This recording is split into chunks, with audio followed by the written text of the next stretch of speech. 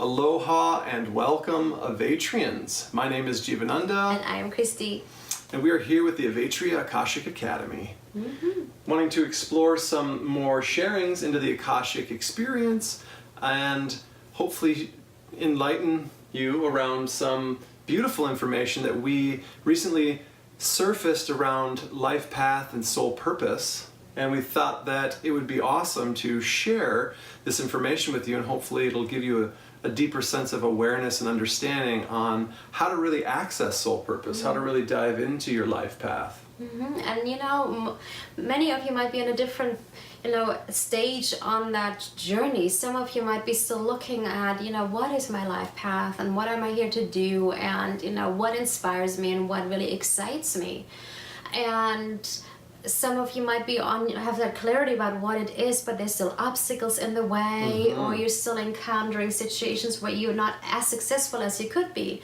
Or some of you might already be successful and you might want to just kick it up another notch. Yeah, exactly. So we're going to look a little bit at the Akasha today and share with you just maybe a little bit about our own journey and discoveries that we personally had, and some of the patterns that we discovered working with the Akasha. Yeah, things that can help bring a deeper clarity around how to access this and get into this, because we all want to feel like we're in tune with our life purpose, our soul path, and be connected to why we're really here, and get to the point of it and get to the goods, and get out of the resistance, or get out of the agitation, or get out of the challenge or the struggle or whatever this is, right? That may be inhibiting our ability to access that, or access it very, specifically. We may be in the field that we love, but not completely doing exactly what we want to be doing in that field, or so on and so forth. So, yeah. So I want to ask you a question. So, you've done this work for many, many years.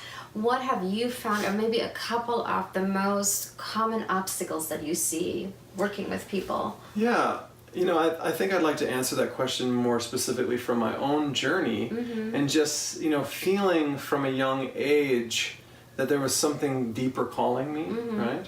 I always felt called, from my awareness when I was younger, referred to as spirit, right? I felt like there was something else calling me that was beyond, society, beyond my parents, beyond, what the kids of my age were doing and schooling and so on and so forth. There was something else, like knock, knock, knock, knock.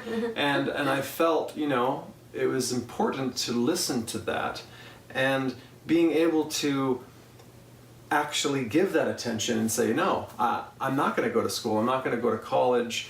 I just finished high school. I want to, do something that's more true to myself at this time and empower that. That kind of really kicked off my spiritual journey of conscious awareness and into personal activation. And what I found was I was basically just lifting up, one little tiny layer to an entire world of information, experiences, circumstances, situation, previous connections, karmas, traumas, and so on and so forth, that would eventually be the journey that took me to where I am today. And I think that what I'm wanting to reveal and highlight in this moment for people is letting them know that absolutely, your divine path, your life purpose, it's there, right? In the same way that the extension of source energy, the divine, that we are that divine energy, right? We are extension of that source, is in us as well, right?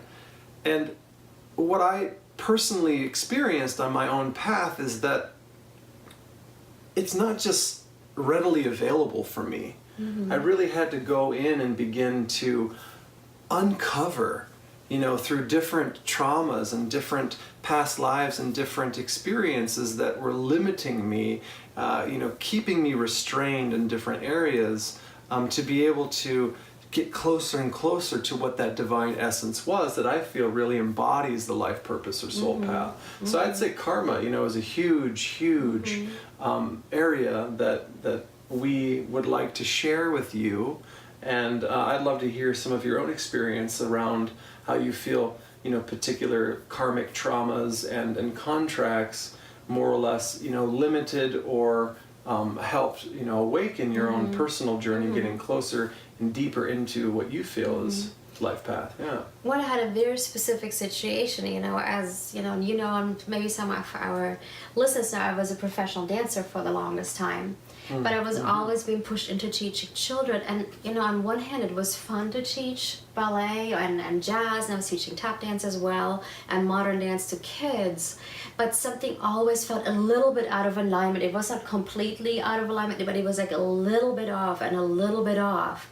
And though I was having fun, I never received the fulfillment that my soul was longing for. I was showing up, I was quite successful, I had a lot of jobs offered, and I loved the kids loved me, but I always felt there was a piece missing. Yeah. And I did a past life regression where we journeyed through the Akasha and looked at karmic patterns and traumas and certain things. And what I was told in that regression is that, teaching the children, and it was a specific period of time, was kind of for me finishing off my karma. And with the clearing, it came pretty close to completion, but from one day to the next, it wasn't really present anymore. It was not a bad thing or a good thing. It was just like it just floated out of my life really gently and easily and effortlessly, and something with a much better alignment came in. That was many years ago, but it was, I was showing up for a job that was karmic.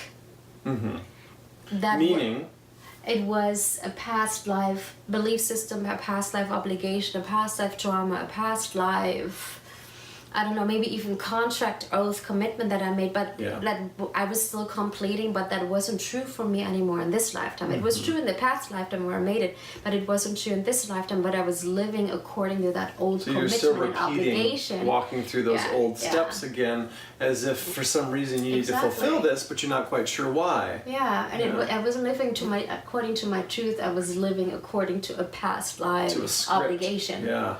So the moment I let go of that obligation, I was, one step closer to living my truth. Right. Which I'm assuming you experienced it to be like another layer, right? Another level of like you said, getting closer. Yeah, and it feels like, I don't know how it is for you, but it felt like there have been so many different layers because, our soul has been on so many journeys throughout all these different incarnations, and there are just like so many different aspects. But with each layer that I removed, I would get closer to it, or closer to my truth, or closer to my divine life purpose, or I would do something that I felt good about at that time, and it's an aspect of my life purpose that I have grown into as of here right now. And if I hadn't done that way back then, it wouldn't have been a stepping stone that takes you further into it. So I don't know how it was for you. I would be interested to find out because you talked about uncovering the different layers, right? I would say that it's been very similar in my own way. There's been certain qualities that have been present in my life, like specific interests. I very much had a deep passion for music, always have, always will. And for a long time I struggled with this feeling of wanting to be a professional musician, but having a complete resistance to the lifestyle of professional musicians and seeing how gigs go and traveling and being on the road and touring and all that, and realize that this has nothing to do with what I feel my life purpose is and what I really want to connect with. And this brings me to this feeling or this perspective of understanding that when we have these very strong tendencies, like Christy was expressing, and maybe you're very good, at this particular tendency, and for Christy with the dance, it was, the direction that was pushing her into abundance. Like, you were making money and feeling good about it, and at the same time, there was something that wasn't completely there, and I think that that is something to take note of as we continue to dive into what we feel life path, life purpose is that accepting that we're here to clear all this karma, right? And we have to take off these layers and layers and layers and layers of these old past life scripts that have been directing us, that have been influencing our energy, saying, oh, well, you used to do this and you became really good at it, so here you go again. And that's the tendency of the soul, is that it tends to navigate down familiar channels. It tends to, experience paths that it's already walked because it knows how to do that. So it just starts doing it again.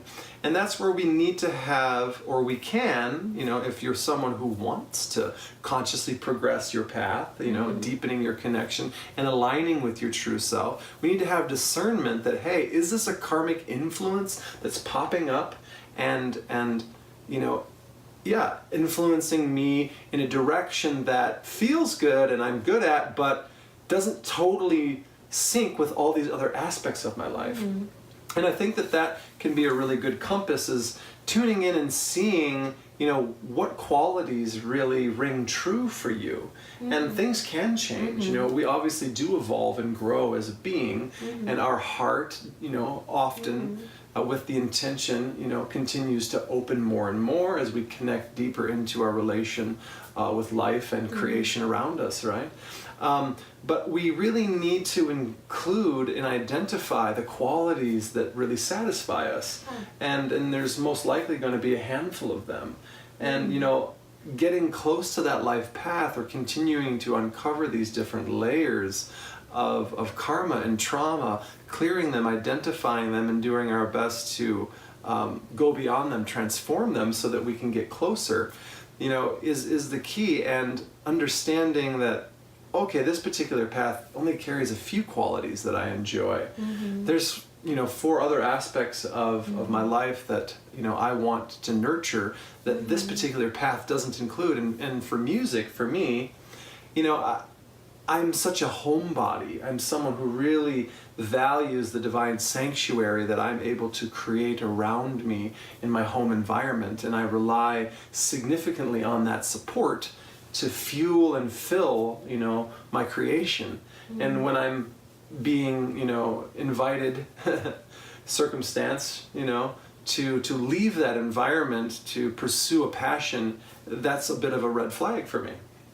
So, it's extremely interesting, and I think that, this is what we're wanting to reveal, these different aspects that we've had along our own personal journey, as well as working with clients around, recognizing that so many of us want to just step right into the life path, right? Want to just find my soul purpose and what I'm here to do, but not recognize that there's all this work that we need to do to get to it. Now, some people, I would love you to share in this, maybe, can, go directly towards, something that is more in alignment with life path, or what would you share in regards to that topic of thinking that some souls are here with a soul contract that allows them to align once and for all with doing something that they really came here to do, where the rest of us may have to work at it for a while. Yeah, and it might be, I feel like it's so individual for every single person. Absolutely, some people, yeah. like I said to you at the very beginning, you might already be on your life path, but there might be different obstacles, or you might be in a beautiful career path, but then your relationships are not working out, or your family, you don't have time for your family, which is then an energy of sacrifice. And a lot of people have the belief system that they either have to choose a successful career or a relationship that it's impossible to have both. So we need to go into the Akasha and find out where these patterns come from. Where did you learn that is now representing itself in your life right now? Or or some people, they because I was acting for so long, and some people just book jobs like that. They just show up. They don't even have to take acting classes or audition. They just make it happen. And then others work and work and work and work, and you hear the stories of really successful actors such as Mark Ruffalo, who I met, who talked about how long he was waiting tables and he was just about to give up when the jobs finally happened. But it might be belief system that you have to work hard to finally earn your laurels, that you have to really, really struggle before you can actually make it happen. So what are these belief systems that, making you go through struggles as you're pursuing your life path? And then I see something completely different, where people either have no idea about what they want to do, but they feel like there is more to life than what I'm doing, or I'm kind of working a job, it's kind of okay, it's paying the bills, but it's not really satisfying me, it's not joyful for me, it's not really exciting for me. So they're, you know, they're on this search trying to find what is it that I came here to do. Yeah. Or at the same time, there's people who kind of have an idea of what they want to do, but there is tremendous fear and that nearly paralyzes them, that is preventing them from actually, you know, making it happen. They're like, I know what I want to do, but I can't. They're frozen. And what I'm finding is that, you know, all this is usually past life trauma where we were maybe threatened because we were powerful, because we had specific gifts. Maybe we might have made even an oath or a commitment to never use our talents again.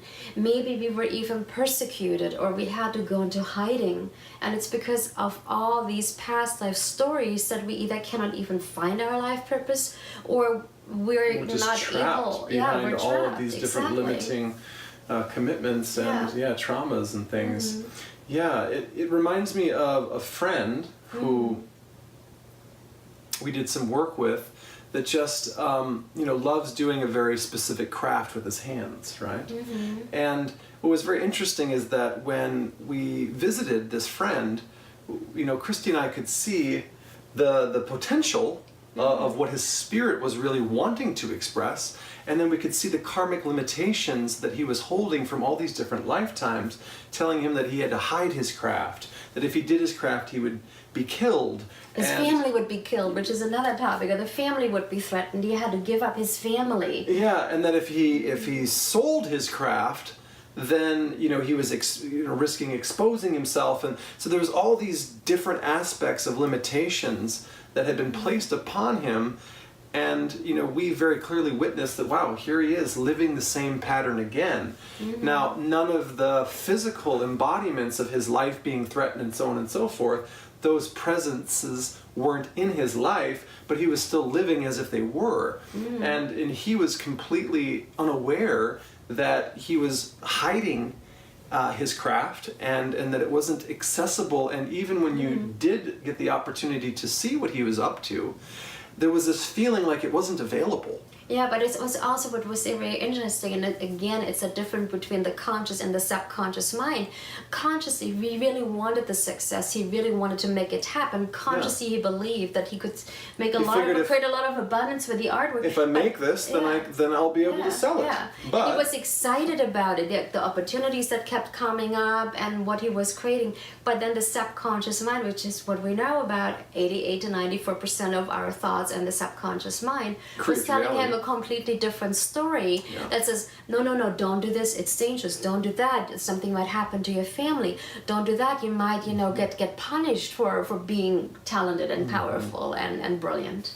So he was completely operating from this past life script that was fully limiting his capabilities, and not aware of it at all, because logically it made sense that he was pursuing, you know, the external outlets that would lead to success, even though the energy was saying absolutely not. You know, so that was a very interesting circumstance and situation that I feel is very relevant for so many of us. I know I had very specific contracts, very similar to that, different and unique in my own way, but one that came up for me that I wanted to share with everyone is, in a previous lifetime, I had made a commitment to my spiritual mission at that time. I was very devoted to a very specific mission that I was on, and because of the circumstances of that particular lifetime, it created a separation from me being able to have a family, right? And I became so devoted to the spiritual mission that I accepted I wasn't able to have a family in that lifetime, and that the two didn't live together, right? And I had been carrying that contract for an extremely long time, up until very recently, until I uncovered that my spiritual mission, or my life purpose, or divine path, can actually merge and unify with family life and family love, and the co-creation of that entire experience, where prior I was living, and my life reflected that the two didn't exist together. So I felt very divided when I was in relationship, because I felt like I wasn't able to get to what I wanted to do, and when I was doing what I wanted to do, I didn't feel like I was able to get to my relationships. So it was very, you know, it was very dividing, is what I wanted to get to. And clearing that out, allowed me to unify the energy of partnership and love and family and union. And that's another aspect and component that I wanted to share with everyone, is that following your life path, right, or your soul purpose, isn't necessarily just the activity of like working for the nonprofit and following that particular mission, right, or cause. It's like, it's not just the cause, it actually also includes the other aspects of life that you're wanting, right? And for me, it was family, right, and connection, and divine partnership, and co-creation. And so those elements needed to be present for me to feel like I'm following my life path. And to be able to get to that place, I had to do a lot of work. I had to do a lot of clearing. I had to go into the Akasha. So I'm glad you did. it's a blessing to be here with you, and as we both know, we did a lot of work to get to this place. It's not something that just happened out of coincidence, and that's what we're wanting to share with you, that it's all possible, but you have to take the necessary steps to get there and truly get into it and uncover what is this, right? And I want to open the mic back to you if there's anything else that you want to share in regards to this topic. Well, I also feel like, each and every single one of us comes with a specific soul purpose to this planet. And we write something that I call our soul plan, which is the movie script for our life right before we get here.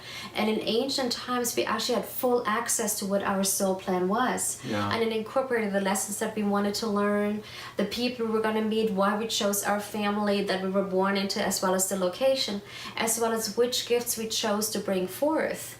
And, we might be doing a little bit of work on Atlantis at some point, hopefully again. Absolutely. Because I felt like Atlantis is that big turning point where things started shifting, because back in ancient times in Atlantis, we had direct access to that soul plan. We knew why we came in, and we knew what our purpose was. And that's the life we lived. There was never a doubt or question if we were on our path or not. What was also really interesting in ancient Atlantean times, that the system was set up to support you on your life purpose, which means the parents that conceived a child already knew what the soul plan of that child was. So everything was set up in the there to facilitate it with the divine blueprint, but obviously everything got messed up. But in the times before, but exactly. But before it got messed up, the parents, the family, the whole community supported the child as he or she was growing up into that mission and strengthening these gifts, setting that path forth.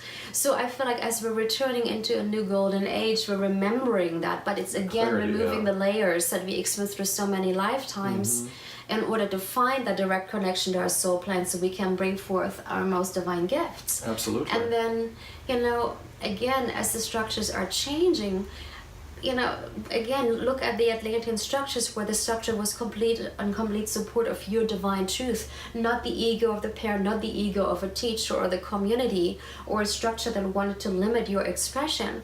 We're living in times where the structures are really set up in a way where we have to be obedient, where we have to fit in, where we have to follow a path that might be laid out for us. And what I want to invite you to is look at your own journey through the Akasha and find out, were you still connected into these old systems that dictate you how you need to show up, that dictate you what is possible for you and what isn't.